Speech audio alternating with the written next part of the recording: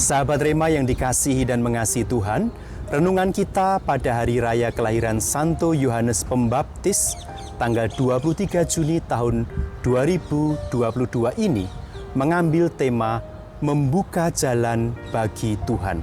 Saya, Romo Petrus Yuwono MSF, akan membawakan renungan ini dari Injil Lukas bab 1 ayat 57 sampai dengan 66 dan ayat 80. Saudara-saudariku yang dikasihi dan mengasihi Tuhan, hari ini gereja merayakan kelahiran Santo Yohanes Pembaptis. Nama Yohanes muncul untuk pertama kalinya dalam kitab suci, yaitu pada Injil yang kita dengarkan hari ini. Nama ini adalah nama asli Yahudi yang aslinya adalah Yohanan, yang berarti Allah yang murah hati. Menjadi pertanyaan bagi kita semua adalah, mengapa Elisabet memberikan nama itu kepada anaknya, dan mengapa Zakaria, ayah dari anak itu, menegaskan bahwa nama itu memang sungguh-sungguh diperuntukkan bagi anaknya? Alasan itu tidak disebutkan sama sekali. Tetapi kita bisa menduga, dan kiranya dugaan kita cukup tepat, bahwa melalui nama itu Elisabet ingin mengungkapkan rasa syukur dan pujiannya kepada Allah atas kasih karunia dalam diri putranya, dan bahwa Allah berbelas kasih kepadanya serta menyelamatkannya dari rasa malu karena sebelumnya ia dianggap sebagai perempuan yang mandul. Kita tahu bahwa di dalam budaya Yahudi, anak adalah tanda dari berkat Allah.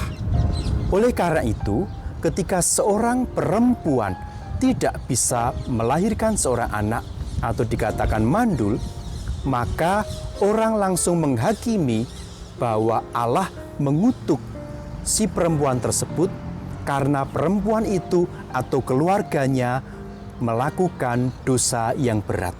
Maka bagi orang yang mandul pada saat itu adalah sebuah beban yang begitu berat, adalah sebuah aib yang harus disembunyikan. Maka Elisabet begitu bersuka cita ketika akhirnya Allah memberikan berkat melalui kelahiran anaknya Yohanes Pembaptis. Saudariku yang dikasihi dan mengasihi Tuhan, Yohanes Pembaptis memiliki tempat khusus dalam kisah keselamatan karena dialah yang menunjukkan Yesus, Sang Juru Selamat, kepada orang-orang zaman itu. Dia jugalah yang membaptis Yesus di Sungai Yordan sebelum Yesus memulai karya pelayanannya. Yohanes Pembaptis bagaikan seorang pendahulu yang mempersiapkan orang-orang untuk kedatangan Mesias dalam pribadi Yesus Kristus. Jika dapat dikatakan tentang Yohanes Pembaptis, dia itu seperti anak panah tajam yang tersembunyi di dalam tabung yang dijelaskan dalam bacaan pertama. Seperti dalam peperangan kuno, penembakan anak panah menandakan dimulainya sebuah serangan tentara kepada para musuhnya. Yohanes Pembaptis adalah satu anak panah tunggal yang membawa pesan pertobatan. Seperti anak panah yang tersembunyi di dalam tabung, Yohanes Pembaptis disembunyikan di padang gurun sampai waktu yang telah ditentukan tiba baginya untuk menjadi nabi yang mewartakan pesan pertobatan sebagai persiapan bagi kedatangan Mesias, Sang Juru Selamat. Saudara-saudariku yang dikasihi dan mengasihi Tuhan, kita juga seperti anak panah di dalam tabung Allah. Tersembunyi di dalam tempat anak panah, kita semua mempersiapkan diri kita sendiri melalui doa dan laku pertobatan untuk misi apapun yang Tuhan percayakan saat ini maupun kelak kepada kita semua. Dan sama seperti anak panah yang hanya memiliki satu sasaran, demikian pula kita harus fokus pada kehendak Allah bagi kita semua. Sama seperti Yohanes Pembaptis yang hanya fokus pada satu misinya, yaitu mempersiapkan jalan bagi Sang Mesias.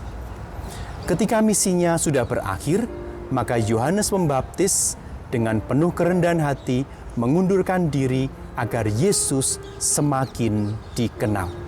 Semoga kita semua juga mampu menjalankan misi kita dengan penuh setia, sehingga belas kasih dan kemurahan Tuhan akan semakin dikenal dan dialami di hati orang-orang yang kita layani.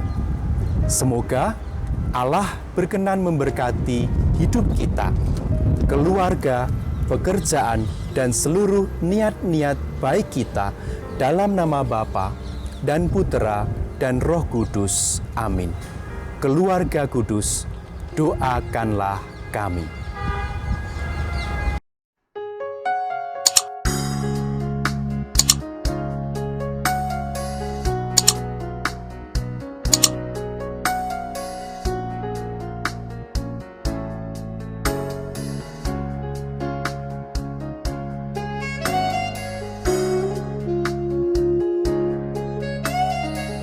Sahabat Rema, sampai jumpa dalam program berikutnya.